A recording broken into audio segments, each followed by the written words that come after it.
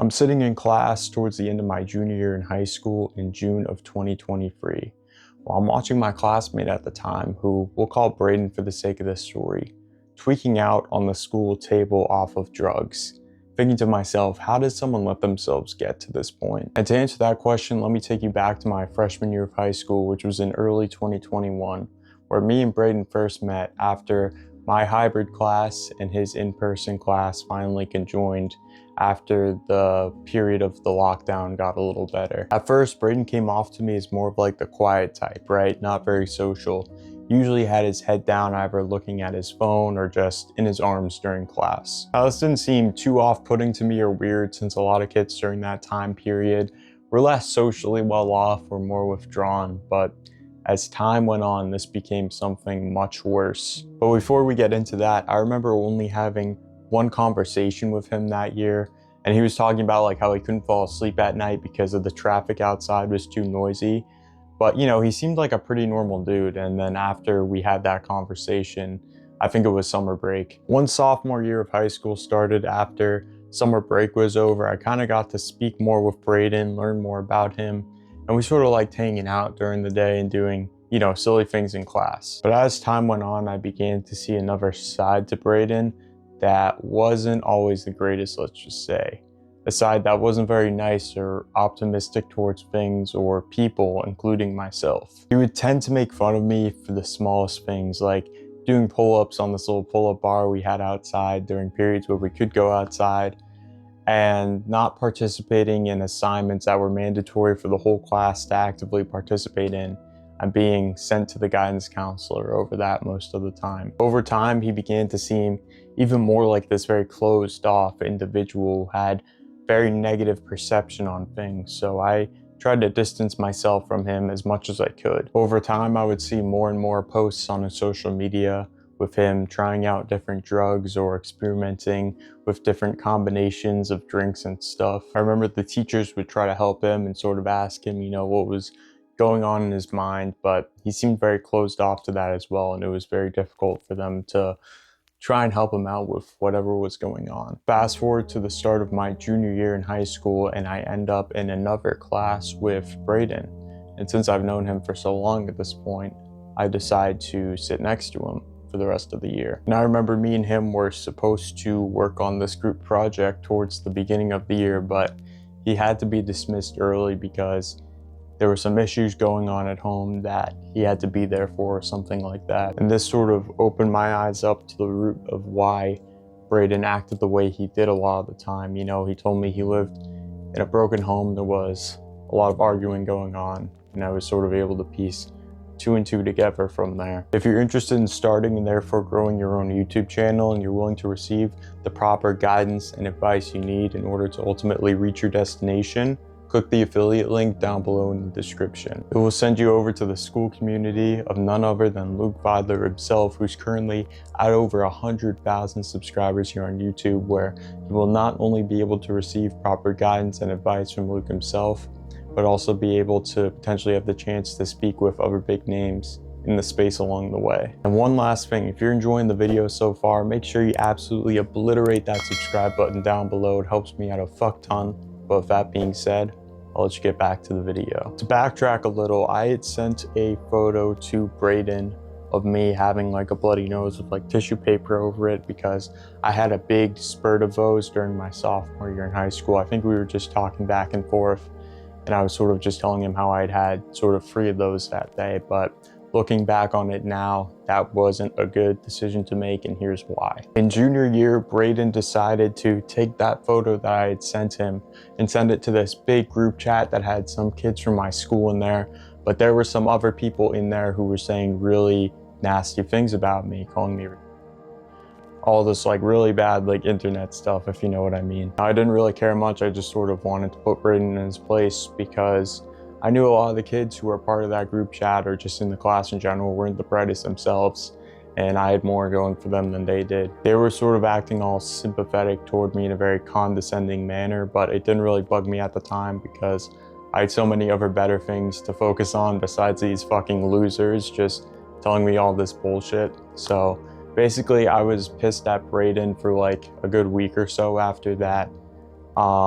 maybe a little longer, but I think we sort of resolved things, or I helped resolve things after a period of time. Fast forward to around the middle of my junior year of high school, and Braden has seemed to have fallen even further down the rabbit hole of drug use.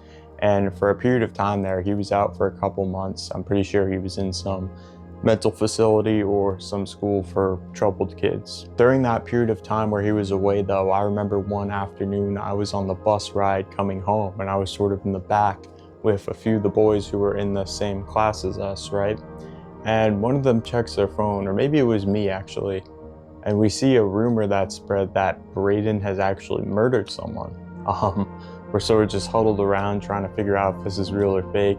I don't think we figured it out then, but later on, obviously it didn't really happen and it was just some sick rumor. But when Braden returned back to school from his break, it seemed like his drug use had gotten worse. He was a little shorter than me. For reference, I'm around 5'11", but he only weighed in at about 120 pounds. His face was covered in acne, his hair was super scrappy, and he was acting in ways that made it very clear as day that he was very deep into addiction by this point. And this is where we get to the sort of pivotal part of the story where right before dismissal, Braden has put himself on the table, he's crawling around and making all these crazy noises, just acting completely fucking out of his mind. At this point, the only thing I'm thinking to myself is this guy cannot get any worse. He literally is out of his fucking mind.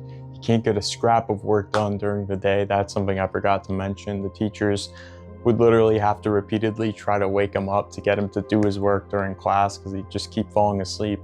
And one time he even told me that he'd been up for 48 hours straight at that point. I think the only thing he really had going on for him around this time was his music, which, if I'm gonna be completely honest here, was pretty terrible.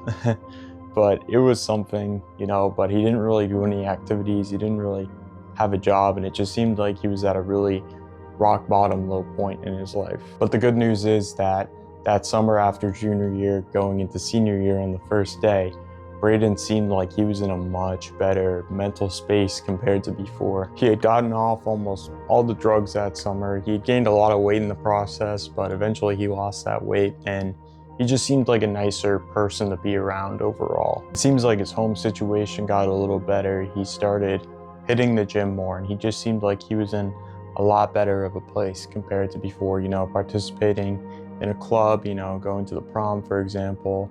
He was just a lot more mentally sane throughout the day, let's just say. I haven't really spoken to him since high school, but from what I've seen on social media and stuff, it seems like he sort of kept up his act good and he hasn't fallen back into his old ways, which is great to see. In conclusion, guys, no matter how bad things get or how hopeless your situation may feel right now, remember that everything is temporary, and the damage that you might want to do right now to help yourself feel better now will very much likely end up destroying you later on down the line. This kid clearly went through a period of time in his life where things were really horrible, and he turned to the quick fix to help numb the pain now. And as a result, it only made his mental state and cognitive abilities already worse than they were.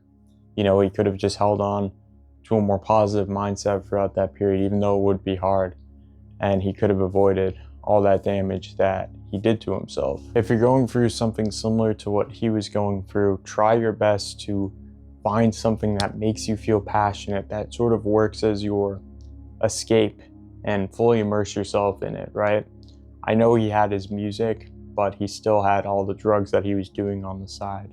So it would have been very hard for him to fully just escape through that vice rather than the other ones. To give you one last little quick story, one time during the summer going into my sophomore year of high school, I was on a gas station on the highway and there was a guy there, and clearly he wasn't in the right state of mind. I sort of helped him get a straw picked up from the ground or something, I don't really remember, but he looked at me and he said, "Don't do drugs, never do drugs." And I felt that sort of regret, those emotions very strongly sort of forging onto me. And obviously I had good things going for me that kept me far from that, but I did go through some difficult periods in my life, but I knew that would just ruin everything if I did that. And I just would always remember that regretful energy coming off of that man trying to influence me the best he could. to not make the same mistakes he did. Anyways, I hope this story helped you guys today. As always, keep putting in that work towards becoming at least 1% better each and every day, and I'll catch you in the next one. Stay grinding.